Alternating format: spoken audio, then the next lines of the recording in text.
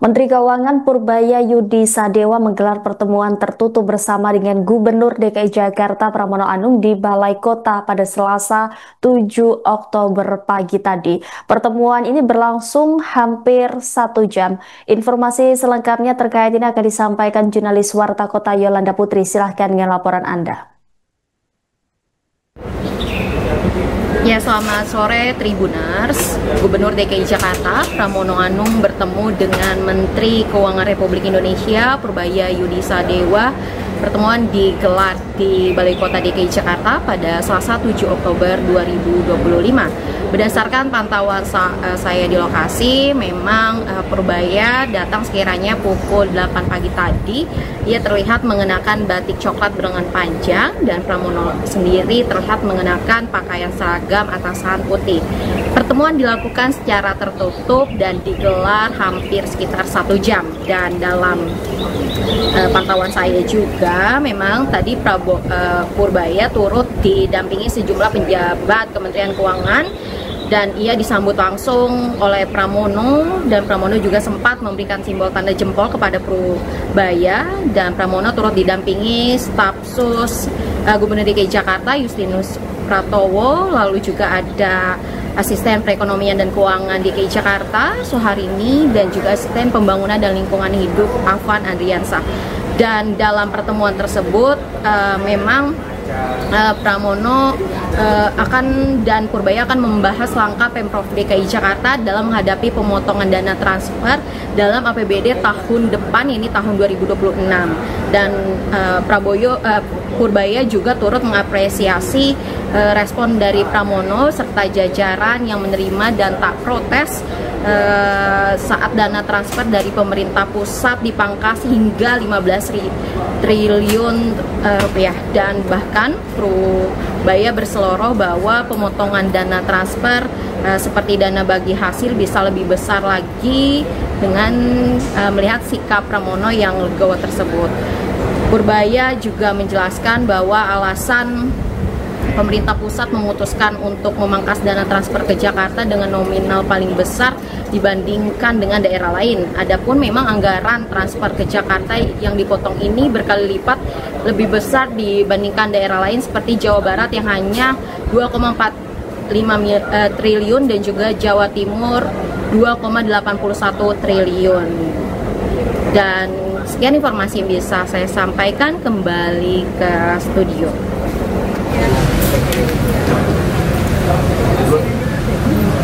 Assalamualaikum warahmatullahi wabarakatuh. Selamat pagi teman-teman wartawan. Salam sejahtera untuk kita semua. Barusan saya ada diskusi dengan Bapak Gubernur DKI Jakarta, Pak Pramono. Barusan dia bilang saya suruh ngomong duluan. Saya nggak mau, sekarang saya suruh dia aja ngomong duluan. Silakan Pak Gubernur.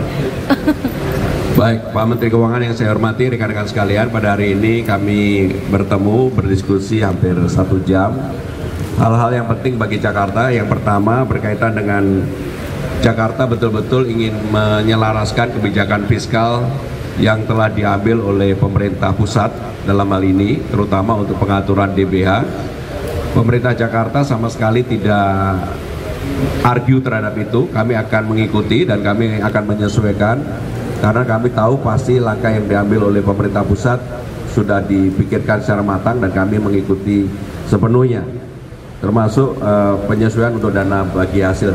Hanya memang dengan penurunan APBD Jakarta dari 95 menjadi 79, tentunya kami harus melakukan creative financing.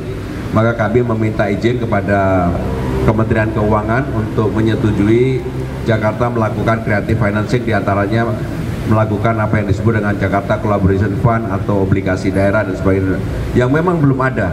Tetapi juga kami ingin memanfaatkan dana 200 triliun yang diputuskan oleh Kementerian Keuangan, oleh Pak Menteri ke Bank Himbara. Kami boleh juga memanfaatkan untuk BUMD yang ada di Jakarta. Yang terakhir, hal yang berkaitan dengan gedung Bank Jakarta yang di SCBD, kami memohon persetujuan Kementerian Keuangan, Pak Menteri, untuk bisa disetujui dan kami akan segera bangun di SCBD untuk Pusat Bank Jakarta dalam bentuk kerjasama dengan Kementerian Keuangan. Pak Menteri, kami persilakan. Terima kasih Pak Gubernur. Ya, pertama saya mau mengucapkan terima kasih kepada Pak Gubernur yang nggak banyak protes ketika dana bagi hasilnya saya potong banyak tuh hampir 20 triliun. Kayaknya masih bisa dipotong lagi.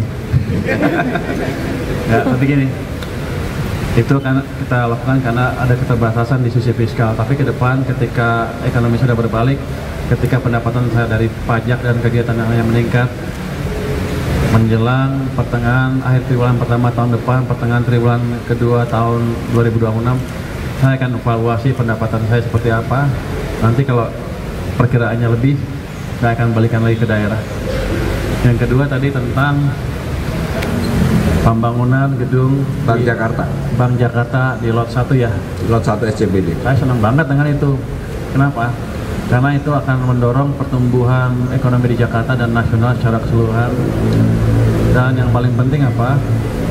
Saya nggak keluar uang. Uangnya dari Bank DKI. Jadi Bank DKI cukup banyak uang daripada nggak dipakai, lebih baik dipakai untuk tadi meningkatkan aktivitas perekonomian, pembangunan utamanya nanti ada demand semen naik, penciptaan tenaga kerja dan lain-lain.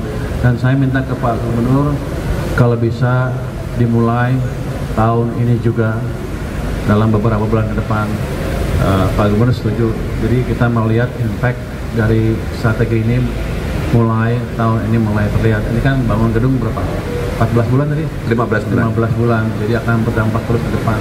Dengan itu saya pikir yang lain juga akan ikut membangun. Yang ketiga tadi tentang dana yang 200 triliun dari Bank Himbara bisa dipakai enggak? Itu pada dasarnya itu adalah bisnis to bisnis. Kalau menguntungkan mereka bisa langsung datang ke Himbaranya. Tapi ada satu yang saya pikirkan, satu hal yang saya pikirkan tambahan ya. Kan Jakarta punya Bank Jakarta. Saya taruh di Himbara yang 200 triliun. Gimana kalau saya tambah beberapa puluh triliun ke Bank Jakarta? Saya tanya tadi ke Pak Gubernur, apakah Bank Jakarta bisa nyerap? Jangan sampai saya kasih duit panik terusnya, waduh, nggak bisa nyalurkan. Kata Pak Gubernur bisa. Jadi nanti kita akan implementasikan strategi yang sama untuk Bank Jakarta dan mungkin satu bank lagi di kawasan Jawa Timur sana. Dalam waktu dekat nanti jumlahnya akan saya hitung. Tapi kalau 10 triliun, 20 triliun aja bisa kali ya untuk nyerap ya. Nanti itu akan nyebar ke UMKM dan industri lain di Jakarta maupun di tempat lain.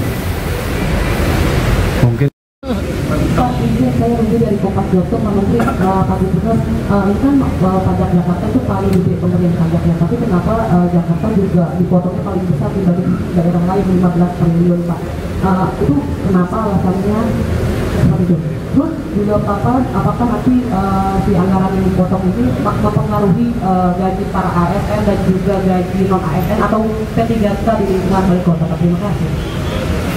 kalau lihat dari proporsional kan semakin besar pasti semakin besar kepotongnya, kira-kira begitu, sederhana itu.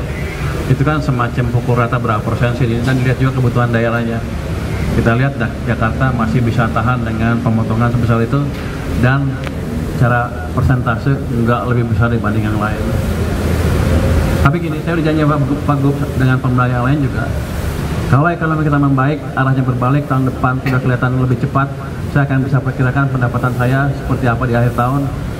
Pertengahan triwulan tahun kedua saya akan, atau triwulan kedua tahun depan, saya akan hitung ulang berapa pajak saya sampai akhir tahun.